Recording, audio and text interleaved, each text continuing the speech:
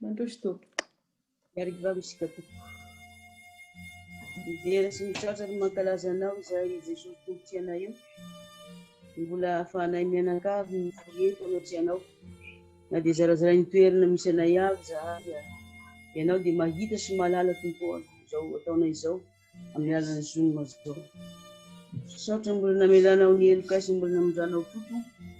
ary nahatonga anay mbola mifikitra sy tanteraka aminao ilay tompony fiainanay satria mandalo fitsapana maro ny olonao indrindra eto amin'izao ity. Nefa matoky ianao fa ianao dia tsy manadino tokoa. Ianao dia mikarakara tokoa raha eo. Ary ianao dia momba anay tokoa Jesosy eo. Ary ianao dia mitoetra ato anatinay fanay masina. Mampahirenay indrindra amin'izany fandalovana izany fotoana rehetra izany. Araka ny fahirana sandratra teo. Ny tena ianao no fiandry tsara tompoko malala. Ankehitriny. Raha iahy ny teninao masina izay dia mangataka anao mba manokatra ny saina sy ny foniseray avy. Na ho an'ny mpitory izany, na ho an'ny mpiainy mba sy hamahita ny zava-tsoa amin'ny teninao, satria ny teninao dia teny fiainana, teny fahamarinana, ary teny fiadanana. Ankehitriny izay dia mangataka anao tompo mba ho endriky ny fahasoavanao ny tokantrano seray avy no mitenena araka ny fombanao Jesosy. Fa miaino izay mpanotonao amin'ny anaranao Kristy malalanao lila sendratanay izany bavaka izany. Amen. Dia faly miarahaba antsika rehetra, miarahaba ny roan'ny Paris izay avy ety Marseille amin'izao. Nangatana tompon'andraikitra Toriteny moa androany dia nanaiky noho ny iraka ataon'ny tompo. Izany ary ny hoe lariavana fa ny teny izay mifidiko izany dia efa nibakitsika teo ihany. Ny fampahirezana araka ny torombavaka izay nataontsika rehetra teo dia hita tokoa fa mila fampahirezana antsika ary mila miaina amin'ny fahasambaran'ny tompo na dia ao anatiny savora dia Salamo voalohany. Ny Salamo voalohany dia ovakitsika izany amin'ny anaran'i Jesosy averisika ovakina indray. Sambatra ny olona izay tsy mandeha eo amin'ny fisainany ratsy fanahy ary tsy mijanona eo amin'ny lalana falian'ny mpanotana ary tsy mipetraka amin'ny fipetrahan'ny mpaniratsira. Fa ny lalàn'i Jehovah no sitrany, eny ny lalàny no saintsainy andro aman'alina. Fa tahaka ny hazo ambolena eo amoron'ny rano velona izy izay mamoha amin'ny fotoany. Ny raviny koa tsy mba malazo ary ny asany rehetra dia ataony lavorary avokoa. Fa tsy mba toy izany ratsy fanahy fa toy ny akoho faheliny rivotra izy. Ary noho izany ny ratsy fanahy dia tsy hajanona eo amin'ny fitsarana na ny mpanota eo amin'ny fiangonan'ny marina. Mahafantatry Jehovah ny lalan'ny marina, fa ny lalan'ny ratsy fanahy kosa dia mankany amin'ny fahaverezana. Ray masina, manamasinanay amin'ny fahamarinana, fa ny teninao no fahamarinana. Amen. Ry havana aminareo mandrakariva ny fahasoavana sy ny fiadanana avy amin'Andriamanitra raintsika sy Jesosy Kristy tompo. Eto amin'ity Salamo ity dia hitantsika sahady fa voafaritra. Misy zavatra anankiroa voafaritra. Ao ny lalana roa, dia ny lalan'ny marina zany, lalan'ny mboavonjy. Ao koa ny lalan'ny ratsy fanahy. Izany ny fiainana eto an-tany ity, tsy misy ny atao hoe manelanelana izany rehetra izany fa na manaraka ny lalan'ny marina na manaraka ny lalan'ny ratsy fanahy. Voalaza koa fa misy lalana anankiroa. Misy lalana anankiroa dia ny lalana fiainan'ny lalàn'i Jehovah, ny lalàna sady lalana, dia ny fiainan'ny lalàn'i Jehovah ary ao koa ny lalàn'ny mpanota, ny lalana fandehan'ny mpanota, ny toerana fandehana. Ary dia mizara roa amin'izany koa ny fiafarana, izany lalana anankiroa izany. Dia ny lalana voalohany dia any amin'ny fiainana mandrakizay eo anatrehan'Andriamanitra eo amin'ny Jesosy. Ary ny fiafarana faharoa dia ny fahaverezana mandrakizay. Sambatra, fahasambarana. Raha ny anontaniantsika sery avy izay tonga eto 70 no tokantrano sokatra eto, dia samy miteny avy angamba hoe ahoana, inona fahazahoanao izany atao hoe fahasambarana izany,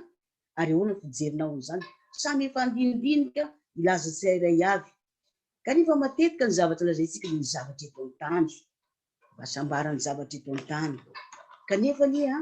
efa nomeny Jesosy antsika io fahasambarana io fa olona mino isika eto, na vita batsika tamin'ny anaran'ny Ray sy ny Zanaka ny fanahy masina, dia ny fiainana ao amin'Andriamanitra, ny fitoeran'ny Ray sy ny Zanaka eo amintsika, ny fitondrany fanahy masina antsika. Zay lazainy sambatra eto, sambatra, satria efa eo ny tampelatan'Andriamanitra ny fiainana, efa nomentsika n'Andriamanitra ny fontsika, ka tsy mba mandeha amin'ireny lalakafo ireny tsika na miarakaraka amin'ireny karazan'olona zay mety ahasolafaka antsika, satria mora lavany itsika, mora lavo sika, ka tsy mandeha amin'ireny karazan'olona ireny tsika na miara-dalana aminy, na miray petsapetsa aminy, na miara-mipetrapetraka aminy, na miara-mijanonjanona aminy miresaka, na miara-mankafy ny fotoana rehetra tena hoe mipetraka eo mipetrahan'ny mpaniratsira. Amin'izao andro ihany antsika zao dia betsaka ny olona maniratsira, hatramin'ny zazakely, ny tanora, ny lehibe, maniratsira ny fivavahana dia efa eo moa zany, maniratsira ny ray aman-dreny, maniratsira ny mpitondra, maniratsira izay rehetra atao hoe masina sy izay atao hoe avy amin'Andriamanitra. Zany ny zavatra miseho amin'izao fotoana izao, tsy makany amin'ireny tsika, efa misafidy ny lalan'Andriamanitra, fa dia izao natao hoe sambatra ny olona. Da ny saintsika zany tao amin'ny Salamo 4:10 teo, raha notanisako ny namantsika izay namaky ny teny, zany fahasambarana zany ao amin'Andriamanitra irery ihany, fa tsy hoe sambatra rano nalifa nahazo loto vola be, sambatra rano nalifa manana an'izao karazana zavatra zao, tsy izay, fa ny fahasambarana ao amin'Andriamanitra, eo amin'Andriamanitra, miaina aminy ao. Zay no ampianarin'ny mpanao salamo. Salamo manko dia lazalaza ny amin'ny toe-piainan'ny ara-panahy le olona zay namorona azy. Hira izy io, hira ny salamo, rehefa mamaky izy itony ary tsika dia tokony hiraina,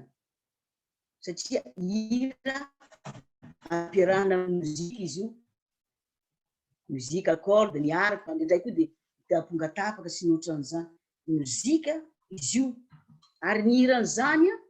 ireo olona malaza tao amin'ny Baiboly, na ao zao dia manana ny salamony ao zany Mosesy, dia ny salamo 50. Ao ny ateo moa ny an'i Davida zay fantatsika loatra, dia izy ny betsaka indrindra 3:70 no isan'ny salamo nataon'i Davida ao amin'ity salamo rehetra ity, zay mizara boky 5, mizara boky 5 ity salamo ity, fa ao anatin'izany boky 5 zany 3:70 73 no nataon'i Davida. Ary Solomona zanaky Davida koa dia manana salamo anankiroa ao, dia ny 72 sy ny 127, ny 2:70 sy ny 7:20. Ka ny rehefa hira zay matsy dia miala ao misetipon'ny olona, ao anatin'ny fon'ny olona, ao amin'ny fifalian'ny olona, ary tena ny olona mihira dia tena ny tenany manontolo mihitsy, misy mandray anjara physiquement, psychiquement, ary spirituellement, mandray anjara amin'ny hira. Zay mahatonga antsika misy hira rehefa isaky ny volo, satria mahamelombelona ny fanahy, mahamelombelona ny vatana sy ny taolana rehetra, tena mitondra fifaliana ary mitondra firavoravona, satria sambatra ao amin'Andriamanitra. Ka ny vokatry ny zavatra fisehony zany fahasambaran'Andriamanitra zany dia ny hoe ao amin'ny 5:7, ny 2 hoe fanolalan'i Jehovah no sitrany.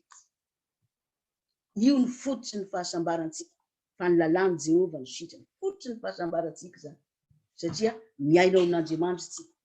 tsy antsika manadiady ny tenin'Andriamanitra sy mandinika azy sy mianatra amin'ny Jesosy, eo an-tongotra Jesosy mandrakariva. Eny ny lalàny no saintsainy andro manalina. Izany misaintsaina zany dia tahaka ny voalaza amin'ny teny français hoe méditer na hoe considérer. Io no ataony ambony indrindra eo amin'ny fiainana, saintsainy araka ny teny eo amin'ny Deutéronome, ho lazainao amin'ny zanakao na mifoha ianao na mandeha na matory na sy ny sisa rehetra, saintsainy mandrakariva izany, satria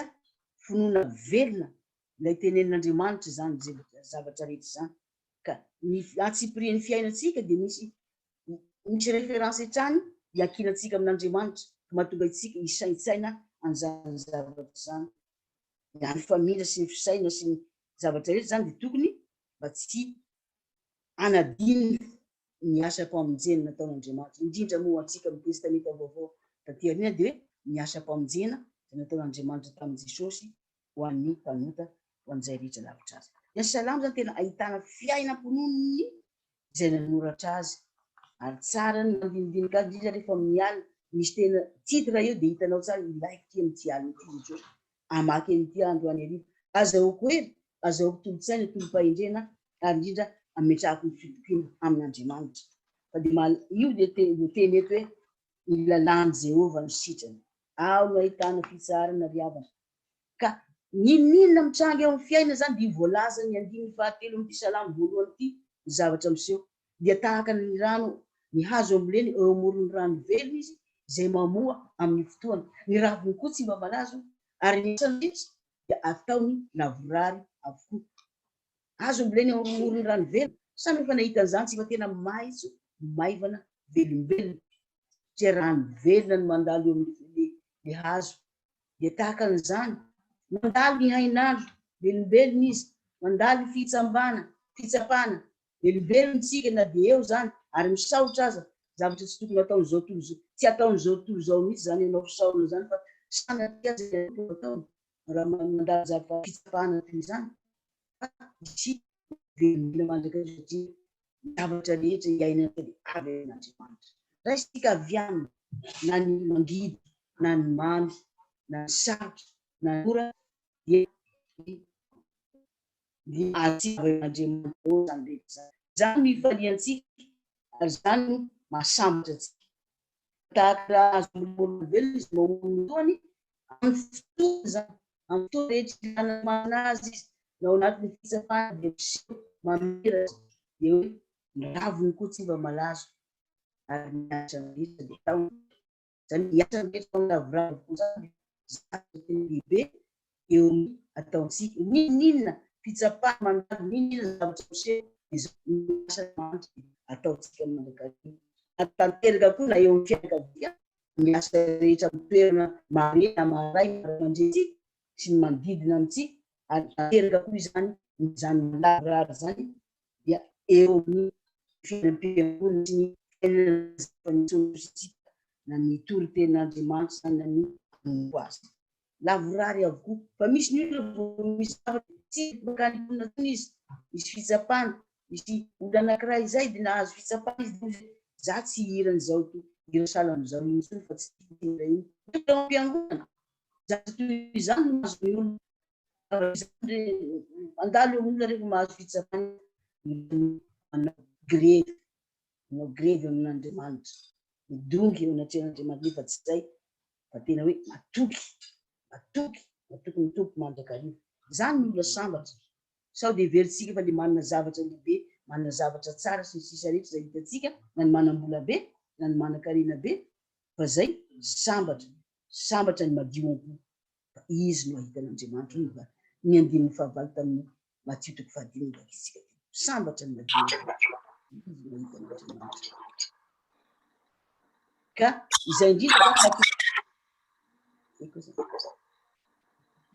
izany indrindra mahatonga Tati Pierrette azafady tompoko adiny Pierrette sata tompoko azafady ny Rtoa asa ny aty amiko tsy mety ve sa efa vita fa Tati Pierrette nanao micro azafady ny Rtoa sambatra ny madio am-po olona madio am-po no ahitan'Andriamanitra ny olona manana matoky an'Andriamanitra tanteraka tena matoky an'Andriamanitra tanteraka fa izany fahasambarana izany de tsy azoazontsika foana am'izao raha tsy tafaraka amin'Andriamanitra tanteraka tsika hoy ao amin'ny ohabolana hoe izay mandinika ny teny ny tenin'Andriamanitra no ahitany soa izay mandinika ny tenin'Andriamanitra no ahitany soa ary izay matoky an' Jehovah no ho sambatra matoky an' Jehovah amin'ny lafiny zavatra rehetra ninona zany ao amin'ny ohabolana toko 220 zay ny 9 tsy mandinika ny teny mora reraka tsika raha tsy misy ny tenin'Andriamanitra fa sambatra tsika raha mandinika ny teny satria hitatsika ao ny soa zay azahoantsika mamelombelona ny finoana azontsika mamelombelona ny fiainantsika na dia ao anatin'ny fitsapana indrindra amin'izao andro fiainantsika zao tena mirohoro ny tany mandanitra am'izao satria ny olombelona misy anaizanaiza tany misy dia misy an'ity arety mandrigana zay novaloko ohatrany an-trano hita misy ny asan'ny satana azy hita mihitsy ny tena hoe zava-dratsy tokoa mamono ny olona ny zavatra ataony ary izy fahavalo tsy hita maso dia tahaka ny tenenan'i Jesosy amintsika ohatra ny fanaratsy eny amin'ny rivotra reny tsy hitan'ny maso nefa dia tsy maintsy resena noho ny amin'ny anaran'i Jesosy ka zay zavatra zay no andalovantsika amin'izao andro zao fitsapana mahamay tokoa kanefa dia zao afa toetra matoky an'i Jehovah nytotsika afa toetra matoky an'Andriamanitra fa raha vao tsy manao référence amin'ny tenin'Andriamanitra ianao raha vao ianao tsy mijerina mamaky ny mandinika ny tenin'Andriamanitra dia revo ao anatin'ny famoizam-po ary ny famoizam-po rehefa lasa lavidavitra dia ny tena manao hoe mirevolte amin'Andriamanitra ary rehefa mirevolte amin'Andriamanitra dia farany dia mandao ny finoana ary maty finoana ary dia miverina ho toy ny Jean-Christ indray izay ho fadintsika zay zavatra zay azay mahatonga antsika mifampivavaka eo tsika dia nao vavaka fotoam-bavaka mba hifampivavahana mba hifampahereza misy koa tenin'Andriamanitra zay vakitsika miaraka amin'izany rehetra zany fa sarotra zao fiainana zao anisan'ilay andro mahaory zao andro zao araky ny tonim-bavaka zay tenen'ny namantsika tena andro mahaory tokoa ivoaka ianao dia tsy fantatra hoe hifanena amin'ilay izy ve ianao hifanena amin'ilay virus ve ianao hifaneraseraaminy ve ianao toetra trano ianao dia tsy fantatra hoe ny zavatra terina atao trano idiran'ny magazay ve misy zavatra toy izany kanefa izay matoky an'i Jehovah ihany no sambatra fa nahoana zay mitrangana eo fiainantsika na ho faty na ho velona dia zao ao amin'Andriamanitra araky ny tenin'i Jesosy ampatsahivika ihany izao ny toko araiky ny hoe izao i Jesosy ny fanangan'Andriamanitra ny fiainana za rehetra mino ahy ka mbola velona dia tsy faty mandrakizay za rehefa tsy efa maty nefa dia velona mandrakizay no tsy mino izany va ianao zay miaino ankehitriny tenin'Andriamanitra zany diavana ary tsara hodinitsika mandrakany sambatritsika manana mpitsena manana an'Andriamanitra zay miaintsika isanandro fa ny ratsy fanahy tsy mba toy izany tsika tsy dia hijanona amin'io fa ratsy fanahy teo izy ny amin'ny verset manaraka io tsy mba toy izany fa toy ny akoho fahelon-drivotra tsy manan-katerana miovatsy miovaroa mifikitratsy mifikitsaroa tsy fantatra zay tao fa isika kosa tafatoetra ny fontsika tahaka ny vatolampy eo ziona zay tsy mihetsika tsy azony olona ozongozonina ninona mitranga amin'izao fiainana zao fa fantatra Jehovah ny lalany marina io lalany marina io dia tsy izy fa Jesosy Kristy zay tenen'ny soratra masina ary nitenen'izy Jesosy tompony teo tompony izany dia hoe izaho ny lalana sy fahamarinana ny fiainana io lalana ny fizarana roa tery dia tokana ihany antsika dia ny ao amin'i Jesosy ny lalana aliantsika dia ao amin'i Jesosy Kristy ny fahamarinana eo amin'ny fiainantsika miseho ny fahamarinana amin'ny asa malalana amin'ny fitenina amin'ny zavatra tao rehetra miseho foana ny fahamarinana ary ny fiainana dia ny fiainana tsambatra fiainana mandrakizay ny fahasambarana ao amin'Andriamanitra fa fantatra Jehovah ny lalany marina izy manomana azy fantany misy ny lalantsika fa nahoana tsy hoveritsika rehefa opelatana eo akaikiny mandrakariva ka noho izany dia tokony irairaintsika foana ny salamo irairaintsika foana izy mba ahafahantsika mihira manko dia zao na ny iraitsika amin'ny kantika io dia tao rehefa mihirana io ianao dia tsy mieritreritra zavatra hafa fa tena ao amin'ny tompo mandrakariva dia matoky azy amin'ny zavatra rehetra nefa ry havana ny zavatra tokony hitsaroantsika mandrakariva dia izao hoe Jesosy ilay mpiandry tsara fa mirairaintsika Jehovah ny mpiandry izy dia efa nampanantenantsika ny zavatra rehetra iaina amin'izany fahasambarana zany tsy niteny ve izy fa zay rehetra mino azy dia manana fiainana mandrakizay manana fa tsy hoe hanana ka io fiainana mandrakizay io dia nazavainy Jesosy tsara izy tamin'le teny tokana milaza azy zay irairainy zao toy izao nefa tsy amin'ny tokony irany azy koa tsy hananana zany dia miteny hoe paradisa ny paradisa omeny Jesosy antsika omaniny Jesosy ho antsika nyresaka an'io izy tamin'ilay jiolahy teo an-kavana zay mba nangataka taminy mba tsarovy aho tompo rehefa tonga any fanjakana nao ianao hoy Jesosy anio no hiainanao amiko amin'ny paradisa anio tsisy atakandro satria nanakina ny fiainana teo amin'i Jesosy na teo fofinainy farany izay lavitra azy teo aloha satria jiolahy be izay natonga azy vombo teo kanefa dia anio i Jesosy. Io paradisa io, anio ny ianonao akory paradisa. Io ny le fahasambarana io ny fiainatsambatra io, le paradisa efa nomaniny Jesosy ka sao de solafitsika ka tsy tonga any rehefa iverina izy kefa midina amilay Jerosalema vaovao akatsika de tsy tonga ny paradisa. Volazan'ny Paoly koa io amin'ny Korintiana toko 2:24 hoe misy fahitana hitany koa de hitany misy olona efa lasa zany paradisa. Ary de naveriny Jesosy koa rehefa any amin'ny apokalipsy rehefa niresaka tamin'izao izy rehefa niresaka tamin'izao nanambarany amin'ny fiangonan'ny Efesosy mba lazao aminy fa izay maharesy de zao ho any amin'ny paradisa izay misy ny azonay. Nefa io moa angalarina zao toy zao vocabulaire Jesosy io any testamenta vaovao ahitantsika de ny fahasambarana mandrakizay n'Andriamanitra. Io mivavakintsika zao rehefa any am-piangonana de io mandrakariva berimberina isaky ny ataony pastora na ny katekista mitarika io fahasambarana mandrakizay io fifaliana mandrakizay ka io de fa azo raisitsika eto ka ninina zavatra mitranga ny zavatra mitranga eto amintsika eto dia izao amboarin'Andriamanitra tsika mijaona toko 2:10 amboariny tsika ka na ao aminy azy tsika de tsy mahitaka ny taom-boaloboka iny ahitsana sy kapaina zay rehetra tsy mety manaraka amin'Andriamanitra. Zay mahatonga tsika mangirifiry tsika satria esorina amintsika reny tena ohatrany mahazo ohatrany mahatsiaro hoe maninona zany voan'izao zavatra zao ekeo ry havana ary misaoran'Andriamanitra fanamboaran'Andriamanitra tsika zany rehetra zany. Mba hadio izy nareo,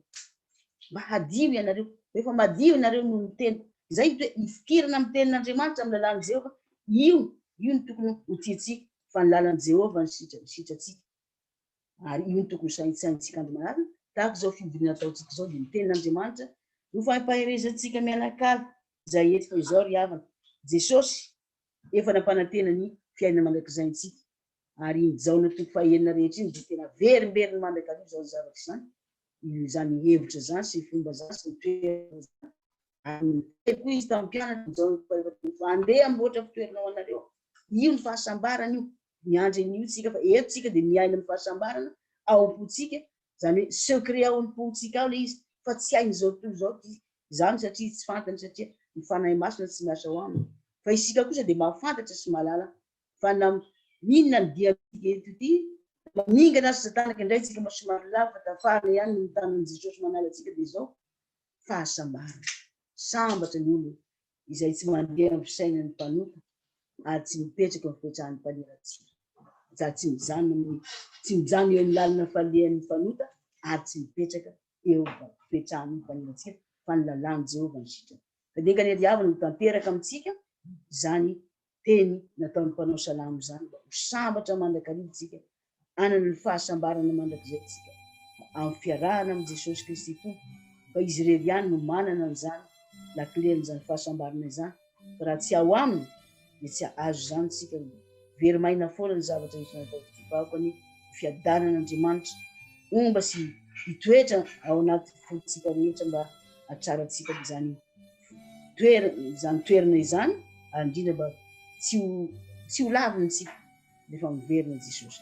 De ho azy rery ny ndera sy ny haja ary ny voninahitra zay azy hatramin'ny taloha indrindra ka ho mandrakizay vavaka isika. Saotranao zay Jesosy ataovy matoky anao zay ary miaina ny fahasambarana anao ny dera sy ny haja ary ny voninahitra mandrakizay. Amen.